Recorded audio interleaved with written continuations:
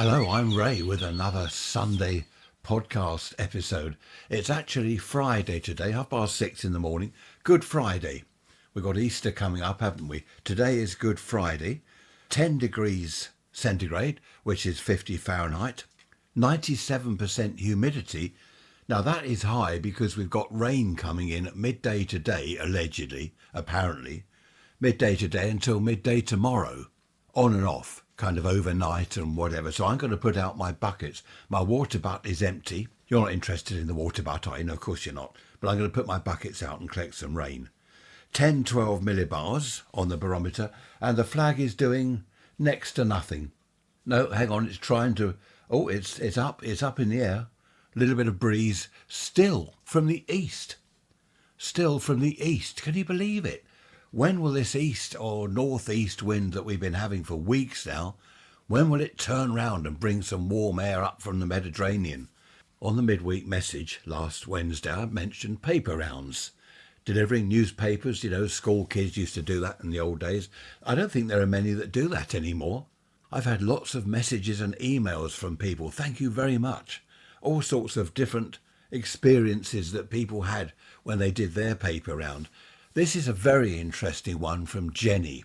Her dad had a newspaper delivered every day. She was 14 at the time. Her dad had a newspaper delivered every day by this paper boy. Now, Jenny used to look out of her bedroom window because she rather liked the look of him. And she started waving to him. He would wave back. Her bedroom obviously was at the front of the house. And they waved to each other every morning. She made sure she was out of bed early enough to catch him. As the weeks passed, she ventured downstairs and opened the door to take the newspaper from him. And they started saying hello and smiling and having a bit of a chat together. One morning she opened the door and he said, "What school do you go to?" And she told him. He said, "You know the park? Shall we meet there after school?" And she agreed. She said yes. So they started meeting every day after school. And as Jenny put it, they became boyfriend and girlfriend. When they were 16, they both left school. People did in the old days. They left school at 16. Some went on to sixth form college, it was called in my day. I didn't go there, of course. I wasn't academic. They left school, they got jobs, and when they were 18 years old, this is the bit I like, they got married. In 1975, they got married. Congratulations to you both. Even better news, they're still married. They've been married this year for 50 years. Well, isn't that amazing?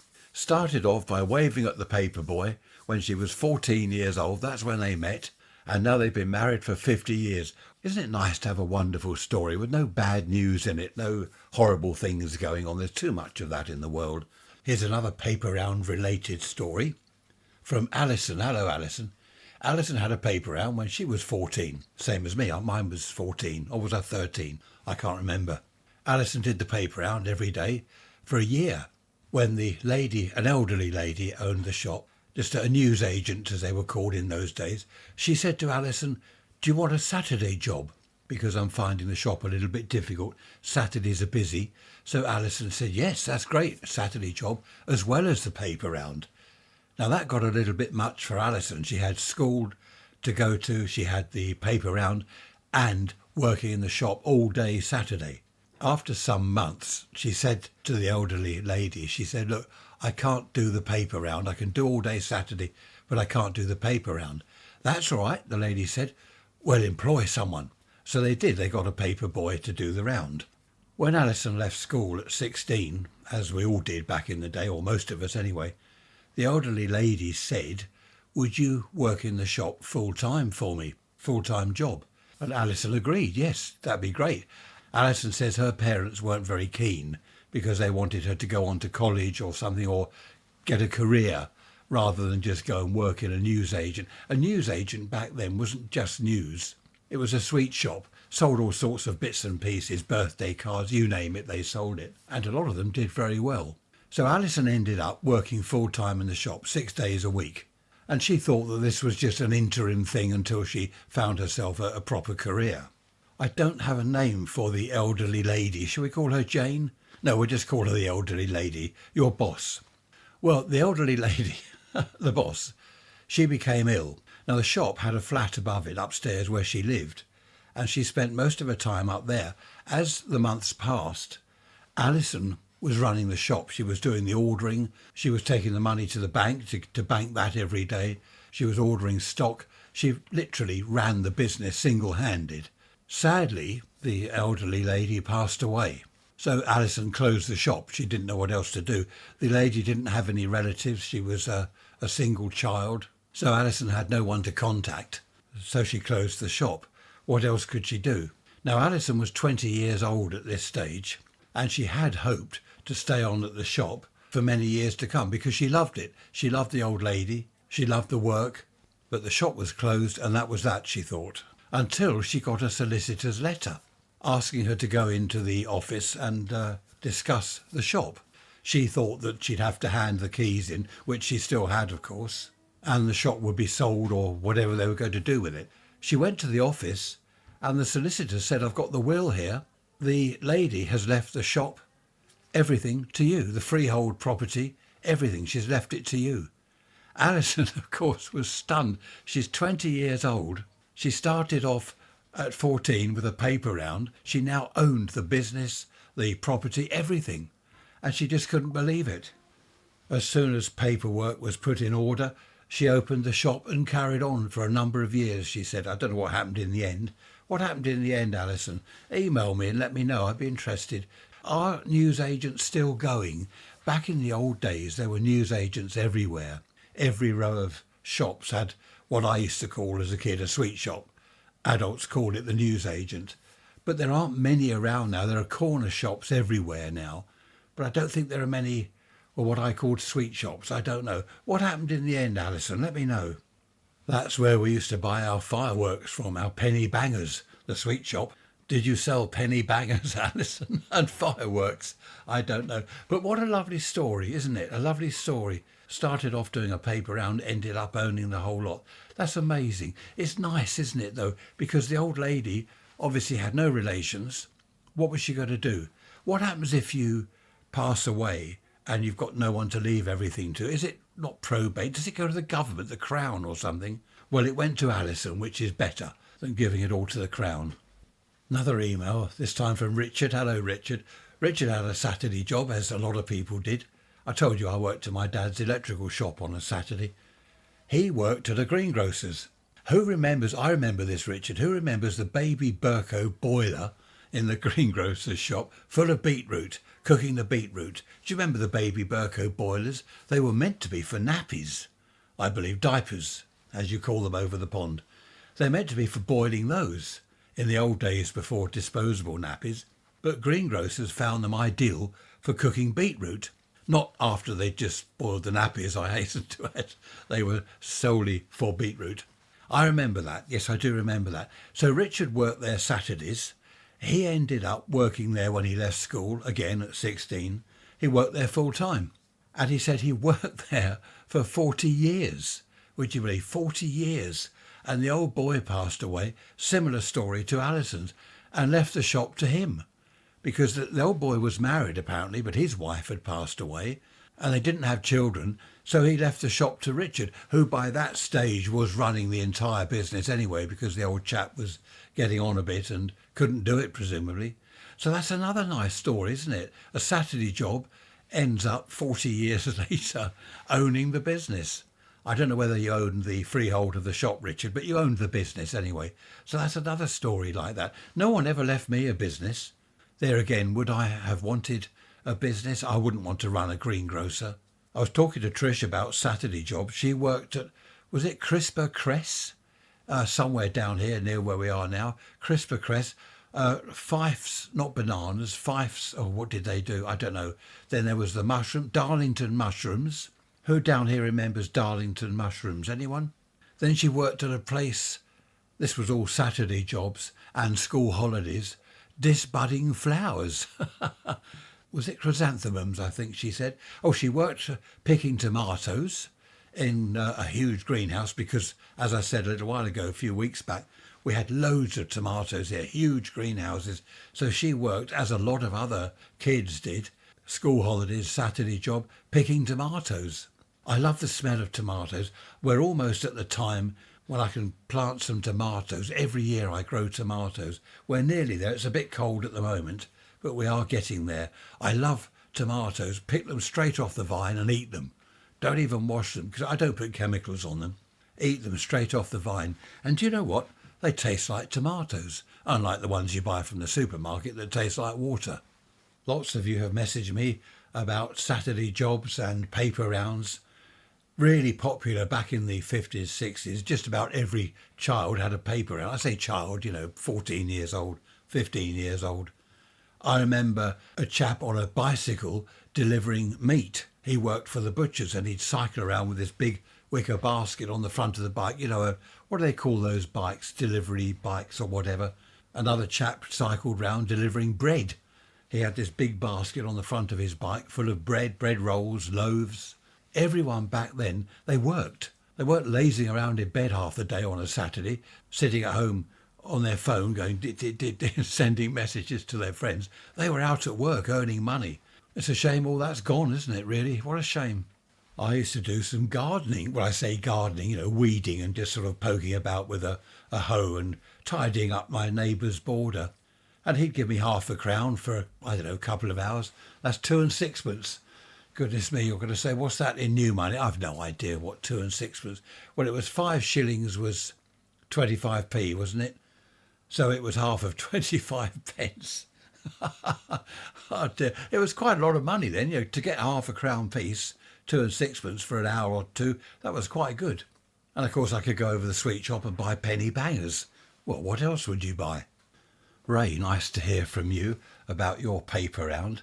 Ray says after his second week on his round, he was alone. The first week he had someone with him. He noticed that the paper bag was far bigger than the week before and seemed to have more papers in it, almost twice the weight. It turned out that his round had been added to, with extra streets to deliver to. He later found out another lad had packed his round in and the newsagent added his round into mine. And he was paid the same money, 15 shillings and 6pence. I only got 14 shillings, Ray. I was ripped off. Anyway, he stuck it out for about 4 weeks. No other paper boy was employed. Apparently Ray's dad sorted it out by telling the newsagent it was slave labour and Ray wouldn't be back to do the round, which is good. Let me just close that reading from your email, Ray, which is good. I've had quite a few emails where people say they were ripped off. I suppose it could be classed as slave labour, couldn't it? Kids were, 13, 14 years old. They're paid a few shillings a week. They're up at 6 in the morning. It really was a rip-off, wasn't it? George says, let's talk about the weather. Hello, George. Nice to hear from you. Let's talk about the weather. He said it was supposed to rain this weekend. It was, George. We were meant to have rain last night. That's, where are we now? It's Saturday now, Friday night. The water butt I was hoping would fill up. I put bowls and buckets out in the garden everywhere. We had a little shower or two. That was it. Hardly anything. It's just, I don't know. What is the point? This is what George is saying. What is the point of the weather forecast? There is no point, really. There were supposed to be swathes, as George has put it, swathes of rain. That's a good word, isn't it? Coming across South England and the south coast. There weren't swathes of anything. And the wind is still from the east. Having said that, we have had some lovely weather, apart from this easterly wind. We've had some lovely weather for the last, 2 weeks? We've had really sunny days. I've got a suntan, so has Trish. Oh, by the way, bank holiday weekend now. Just heard a snippet on the news, wasn't really listening. Something about Gatwick Airport on strike. I don't know who's on strike there. Railways are closed. Is it Euston or St Pancras or somewhere closed? Engineering works everywhere, strikes everywhere, and the weather's dull. Typical British bank holiday weekend, isn't it? And it's Trisha's birthday this weekend. We were hoping to have all the we are having all the family round, but hoping to sit in the garden. Not now, we're not. It's horrible out there. It's windy, it's cold, never mind. It's still going to be a good birthday weekend with all the family here. I nearly forgot the last part of George's email. George says, when you look back, Ray, at your childhood, are you looking back through rose-tinted glasses as far as the weather was concerned? Because you were always over the woods. You very rarely mentioned the rain or bad weather. It seems that summer holidays then, school holidays, were just full of sunshine. I have often wondered that, George. It's difficult to think back to those years to remember what the weather was. I suppose I just remember the good times, going over the woods, looking at tadpoles and frogs and sticklebacks and newts in the pond. It did rain, it must have rained. One thing I do remember, as a child, we had far more thunderstorms then than we do now. Now that is a fact. I do remember that because I used to love thunderstorms. I still do, as long as they're not too close. We don't want them above the house. So there were a lot of thunderstorms then. I remember standing down the seafront on the beach, looking over the English Channel, huge black clouds there, and the lightning was fantastic. I remember the fork lightning going down into the sea, huge claps of thunder. I remember thinking the fish must be electrocuted because you've got millions of volts hitting the sea. That's going down to earth, isn't it, to ground. It's going to travel through the seawater and electrocute all the fish that might be in the vicinity. Is that the case, do you think? I think it must be the case. So we did have a lot more thunderstorms. I just remember as a kid always looking at the lightning. We hardly have any now. Now, why is that? Is that because the climate's changed? Why do you think that is? Raise rants at protonmail.com. Talking of rain, well, water anyway, our water bill, we've had our latest water bill letter. It's gone up 50-something%. The water. Stoner crows, that's a lot of money. This is why I've bought a water butt and I put out a load of bowls and buckets, because watering the plants in the summer, keeping the pond topped up, the bird baths need topping up. The starlings all come en masse, they do. Have a bath together, splash water everywhere, basically empty the bird bath, and I'm forever filling it up. Apparently our water usage has gone up 45 litres a day. Why? I don't know why that should be. That's odd, 45 litres a day. As I said to Trish, drink beer and wine, not water, it's cheaper. Drink beer and wine. What am I like? In the old days, hundreds of years ago, people in London, well, anywhere in the UK, I don't know about abroad, people used to drink beer rather than water because the water was contaminated, all sorts of diseases and horrible things in it. Whereas the beer, although made basically from water, I suppose, all the stuff in it had been killed. Is it by the alcohol or did they boil it? I don't know what they did, but the beer was safe to drink and the water wasn't. So we ended up a nation of beer drinkers. Now that sounds like a plan. Talking of beer drinkers, I knew a chap who had a bar. I mean, I wasn't a friend of his or anything, you know, I was just sort of an acquaintance. I used to pop in there now and then. And one evening I was in there and it was quite busy. And he said to me, do you know, this is really successful, my bar. And I said, well, that's good. Yeah, it's always busy. And he said, of course, you know why people come here. And I said, yeah, it's good atmosphere. You know, a lot of friends meet up here. Drinks reasonably priced. He said, oh, yeah. But apart from that, he said, you know what the attraction is here? And I thought, well, what else is there? You know, it's a nice place. It's I've got background music, which is nice. So I said, well, it's just a nice place. And he said, but the main attraction, they come to see me. And I didn't know what to say. I said, yeah, of course, yes, of course, yeah, they do. And he said, it's because I'm such a character, you know, I'm such a likeable sort of person. I'm a character, and they love me. That's why they come here. And I thought, stoner crows, modest or what? I don't know. Anyway, I just agreed with him. What can I say? I just said, yeah, of course they come to see you. Another time I was in there, he said, have a look at this picture a friend did. And it was pastel. It was of a person. It's chalk, isn't it? I think they do it with chalks. They call it pastel. And he showed me this picture. It was about a foot square. And he said, what do you think? I said, that's good, isn't it? And he said, you know who it is? And I'm thinking it's someone from the telly. And I said, I don't know. And he said, well, have a closer look, have a think. I said, somewhat effeminate. I wasn't sure whether it was male or female. And I said, somewhat effeminate. And he said, oh, really? And I said, well, honestly, I don't know who it is. He said, well, it's me, isn't it? It's obvious. And I said, I know that. I was joking. And he laughed and I laughed. I wasn't joking at all. It didn't look anything like him. It looked like an elderly lady, honestly. Curly grey hair. Looked like an elderly lady. Nothing like him. Anyway, he laughed and that was that. But goodness me, he was a funny chap. I seem to have known a lot of funny people in my lifetime. He really was strange, that chap. Talking of funny people, I knew a chap when I was early 20s, late teens.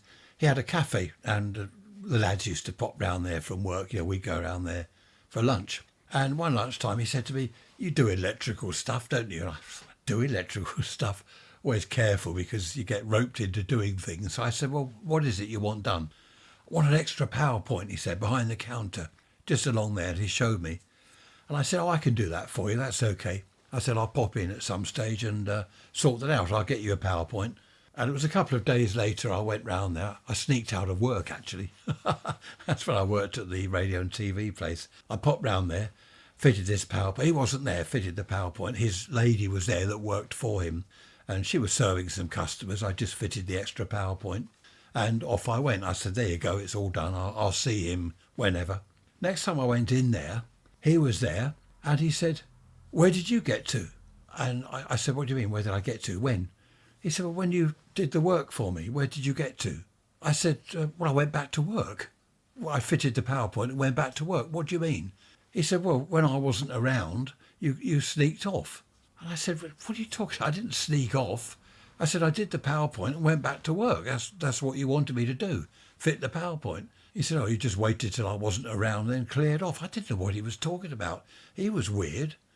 Anyway, I told him whatever the price was. "How much?" Oh, there you are. I opened the till, gave me the money. "Oh, okay, if that's how much you want." Oh, crikey, and all this business. And I thought then, why bother? I'd made a couple of quid out of it or something. I bought the PowerPoint, made a couple of quid. Anyway, I didn't go in there again. And I told the lads at the workshop, and they didn't go in there. They said, "He's a miserable old beep." Oh, where's my beeper? Hang on. "He's a miserable old..." And none of us went round there anymore because half a dozen of us used to go there for lunch. And we went to this other cafe, which was round the corner. So that'll teach him. There was a sweet shop near where we worked, and a lady, her name was Mrs. King. She was on her own. It was just her. She was getting on in years, and apparently she'd run the shop with her sister for decades. They were both spinsters. They weren't married. And her sister passed away. This is before I knew her, but this is what I heard. And she ran the shop on her own. It was a sweet shop. I think she sold newspapers. Yes, she sold newspapers as well, cigarettes. That's why I went in there, of course, for my cigarettes. And then one day the shop was closed and no one knew what had happened. Apparently she'd passed away. I don't know why I'm mentioning that, because that was near the cafe that we used to go in. The second cafe, not the miserable first one, the second cafe. There were lots of little places like that, sweet shops, cafes. A little ironmonger's place I used to go to, that's 20 years ago. He closed. That was a shame. And you get to know the people. You see them in the street and they'll say, "Hi, how you doing?" "Oh, hello there." But it's all gone now, hasn't it? All these little shops. My hairdresser chap, he's talked about retiring once or twice. I've been round there. "I'm thinking of retiring," he says. I don't know how old he is, a little bit younger than me. So when he goes, what do I do then? Cut my own hair. Oh, do you know, I must tell you this. Daughter number 2 and daughter number 3 decided to cut my hair. This was during COVID, the lockdown. Everywhere was closed. My hair was getting really long. "Well, cut it," they said, and I had some electric clippers, the things that I don't know what they're called.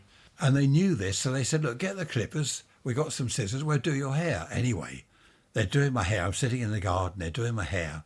And the clippers are going up the back of my head. I'm thinking, what's going on? There's giggling, stifled laughter. What's happening? And then one of them said, "Just level that up. Look, level that side with that." "Oh, that's not too bad." "Well, he could always wear a hat." And at that point, hang on. "Stop. What's happening? Stop." And they kind of shaved up the back. I don't know. I mean, it wasn't too bad, to be honest. They sort of managed to tidy it up in the end. But what will I do when my hairdresser chap closes his shop? I don't know. Get Trish to cut? No, I don't think so. A friend of mine, he said, "Oh, I do my own hair." We were talking recently about haircuts and that. And he said, "I do my own." And I thought, well, I'm not surprised. He's got it's not called a crew cut anymore. Is it a number 1 or a number 2? He's got these special clippers. You set it to the sort of depth or the length of hair you want, and they just run it all over your head everywhere. It's done. I don't want hair like that. Because he was saying, "You could do your own. Get some of these clippers." And I said, no, I don't want hair like yours. I didn't say it looked awful. I just don't like it. I remember at school, do you remember crew cuts, they were called? Some of the kids at school had them done. I don't know whether it's because their dads cut their hair. My dad cut my hair when I was at school. Stone the crows. He went and bought these clippers. They weren't buzzing electrical clippers, electric, They were the hand type. You squeeze the levers together repeatedly, clipping the hair. Oh, it was awful. And I remember the first time he bought these clippers, I went to school on the Monday morning. I'd been to the barber before this. I went to school. Of course, you know what the kids said. Oh, look, haircut. Oh, look at you. Who's done that? How did you do that? Yourself, did you? Oh. And my dad insisted on doing, I think haircuts were, how much were they? 1 and 6pence, 1 and 7pence or something. I don't know. It wasn't, I suppose it was a lot of money back then. And my dad say, oh, I can do your haircut. No, never again. He did a couple of times after that. And then I said to him, no, look, I can't do this. I said, the kids at school were laughing at me. Why? Why? He said, I don't understand. Of course, he went to the hairdresser. I said to him once, I'll do your hair. No, it's all right. You could always tell which kids at school had had their hair cut by their mum or their dad. You could always tell because it just wasn't quite right. It's only a couple of weeks now until we're off to Bletchley Park, which is good. I love the radios there. It was Trisha's idea, actually, not mine. She quite enjoys all the radios, the Enigma machines. We're going with her sister and her sister's husband. I think I told you.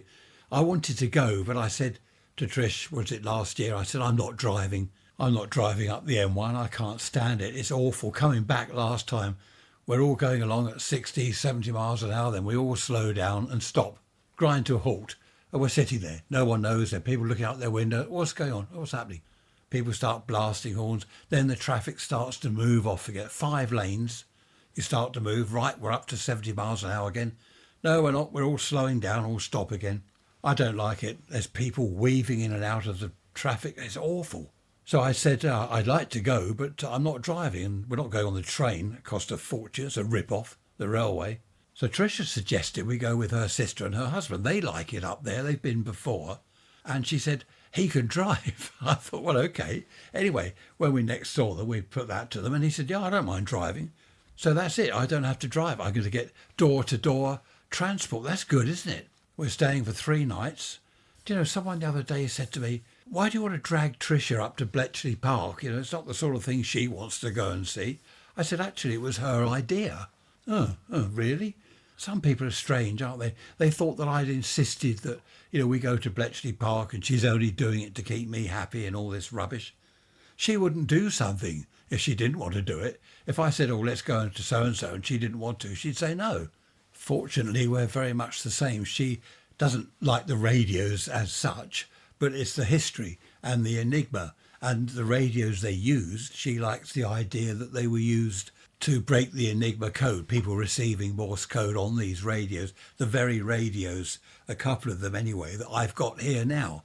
And she looks at them in here and she says, that's the one at Bletchley Park, it is.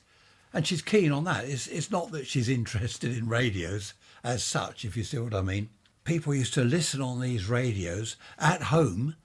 Apparently what they did was, the authorities, whoever they are, was find radio amateurs like me, you find a licensed radio amateur and you go and see him and say, look, if we lend you a receiver, can you tune into these certain frequencies, have a tune around, write down Morse code, receive Morse code, write it down, it'll be in some other language. And that's what they did. They had forms to fill in, the dates, the frequency, the time and all that. And then a chap on a motorbike, a courier, he would turn up and pick up the sheets that you'd filled in. Is that side of it that she likes, the sort of intrigue, Alan Turing and all that, breaking the code. As I said, it was her idea when she mentioned it. I said, I'm not driving, but I'd love to go there. So that's that solved. I think a lot of people, they're too busy looking into other people's business. What do you do? Why are you doing that? What do you want to do that for? Why don't you do this? Why don't you do that? You just feel like saying, well, why don't you mind your own business? I won't put a beep in again. But you know the sort of word you need. Why don't you mind your something business? Honestly, some people are so nosy, aren't they? They're busybodies, they used to call them. I remember my old grandmother, decades ago, bless her cotton socks, she was always on about busybodies. Oh, she's a busybody, that woman is. You don't hear that sort of expression anymore, do you?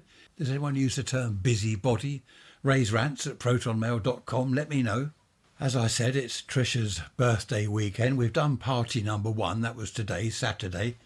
The next one is Monday, party number 2. For those that couldn't make it today, we've got a big family and they just can't all turn up at the same time. Some of them are working, some are doing this, some are doing that. So we're having 2 birthday parties. Today's went well. It was lunch. It wasn't a birthday party. It was lunch. 2 cakes. We had the one today. We've got another cake on Monday. So that's helping my diet. Anyway, I've got things to do. I've got presents to wrap and I've got all sorts of things to do. So I'm going to leave it here. Thank you for listening. It's been great chatting with you as always. Hello to my son and his little family out there in North Carolina. Do you know people are going abroad? Youngsters are going abroad. Did I mention this last Wednesday? We know several youngsters now that are moving out of the UK and going abroad. They don't like it here anymore. They reckon the weather's better. Well, the weather is better. There's less tax to pay. Everything just seems to be better. I don't know what's happening here with Britain. I don't know where we're going. I don't know which direction we're going in. But a lot of youngsters are leaving. What are your thoughts on that? Raise rants at protonmail.com. As I was saying, I'm off now. Lovely chatting as always. Look after yourselves. Don't do anything silly. My mum used to say that before I went out in the evening. I'm off out now. Where are you going? I'm going to a nightclub. Well, don't do anything silly, she'd say. Well, what does she mean by that? Don't do anything silly. Look after yourselves. If you're good, that's good. If you're bad, don't get caught. And I shall see you on Wednesday. Bye-bye for now.